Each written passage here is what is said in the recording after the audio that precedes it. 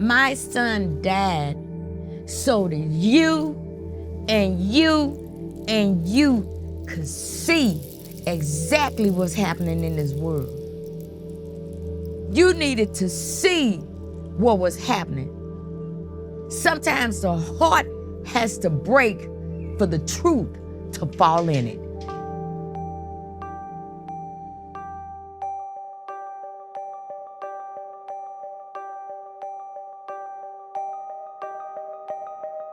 He was big on family, friends, and the community. And he supported the community by, spending his money in the community and working within the community.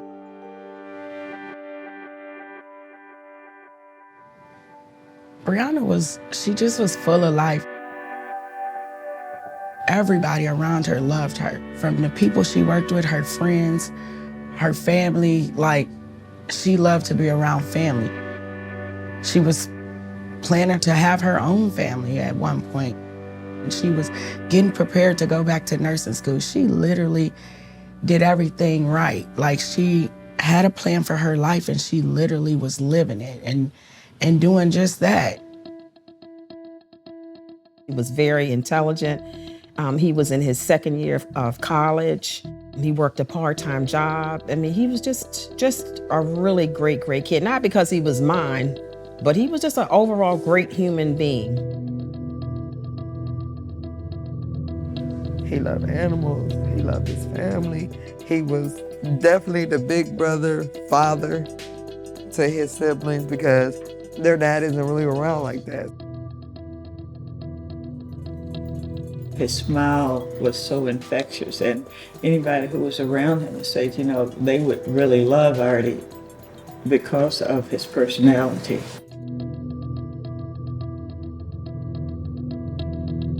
He would call me all the time. How do you do this? How do you do that? That's my baby boy. I miss him so much.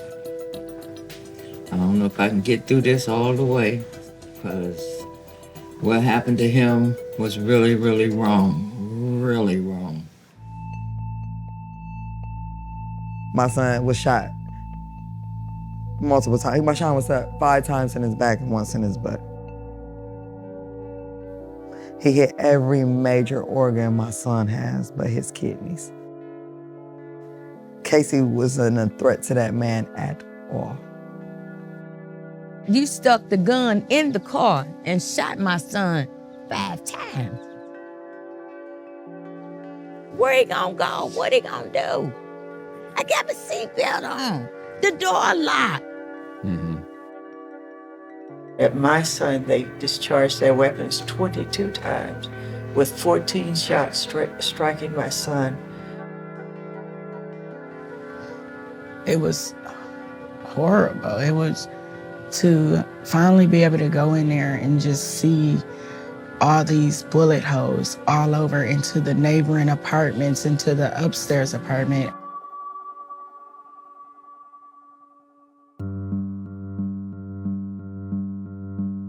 Got a phone call from my 5-year-old screaming hysterically, saying that Casey had just been shot. And he was laying on the floor dead. They wouldn't tell us if he was dead. They wouldn't tell us if he was alive. They kept giving us the runaround saying that your son is not at the hospital. He's not at the medical examiner's office. And we must have made about 6 or 8 calls back and forth. And the police kept calling saying, we're coming over. Do you have a son named Archie? I said, yes. We're coming over. I said, what's wrong? We're coming over. And then this always brings me to tears. I said, he's dead, isn't he? It was just a premonition. I said, because if he were injured or in the hospital, they would have said, your son is in the hospital. They sent me to the hospital. They said that she was on her way to the hospital. So I went there and waited for 2 hours to find out she was never there. She wasn't even on her way there. And I'm studying trying to get answers about my daughter, where she is and what's happening, what's going on. And for people to just kind of be like, oh, somebody will be with you, and it's heartbreaking.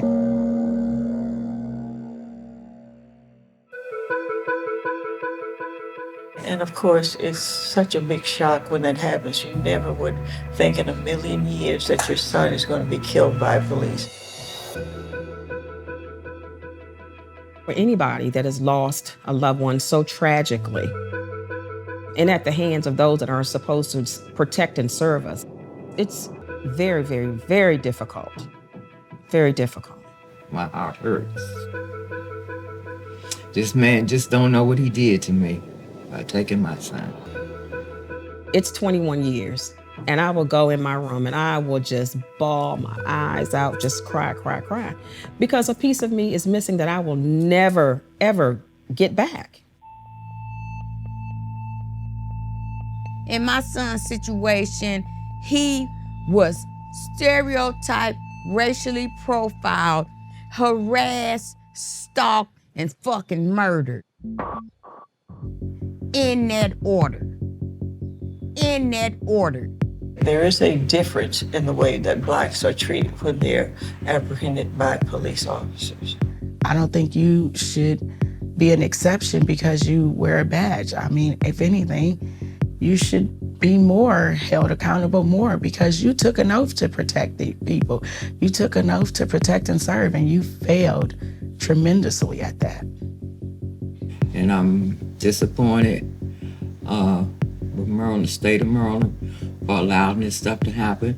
Because if they did their job, my son would be here right now today. He didn't deserve it at all. This case, he did absolutely nothing wrong. We just want justice for our baby. The system has to change. There has to be some sort of reform. So this should never happen again to anyone. No one should ever have to experience that. So accountability is what's needed. Punishment for officers who break the law. Treat them the way you would anyone else. Let them have the maximum sentence that they can get, and a lot of these killings will stop.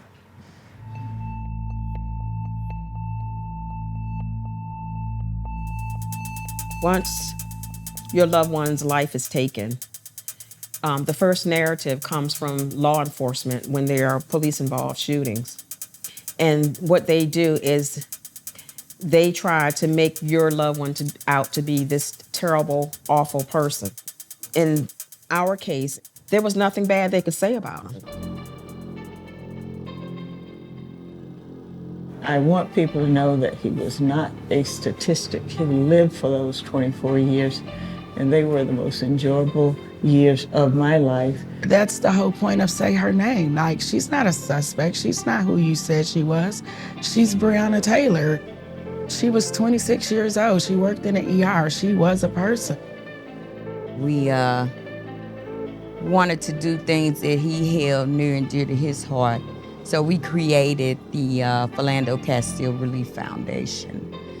And what the foundation does is help families that loses a loved one to gun violence. Doesn't necessarily have to be police brutality. Whether you have a toy gun like Tyree, or you have your permit like Casey, or no gun at all like Andre Hill, none of that matters. Their irrational fear allows them to get away with murder. He wanted his name to mean something. He wanted his name to change things. He wanted his name to make an impact, and that's exactly what it's gonna do. Don't shoot! Don't shoot! This is what he wanted. It's unfortunate that it had to be this way. One of the things that Gary did, one of his final college essay papers was It Takes a Village. And it was about what we need to do as a people in order to bring change. And it's like he was writing this to me, writing it to us. And so now to see the diversity and just all of the people that are coming together to, to bring change, I think back to Gary and I said, wow, you said it's gonna take a village, and we're seeing the village. It is about all the black lives that we constantly lose. Don't that makes me feel hopeful that change is coming.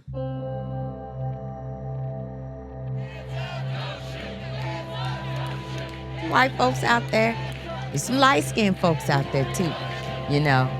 And it's a joy to see people coming together, you know, for one purpose and one purpose only. I could remember standing up there to see all these different people, all walks of life. All I could think is, look at the world changing, because I've never experienced a time in my life anyway to have all these people come together, to have the same agenda, to all want the same thing, and be so heartfelt about it. It was just amazing. Like, I've never seen anything like it in my life. That gave me hope.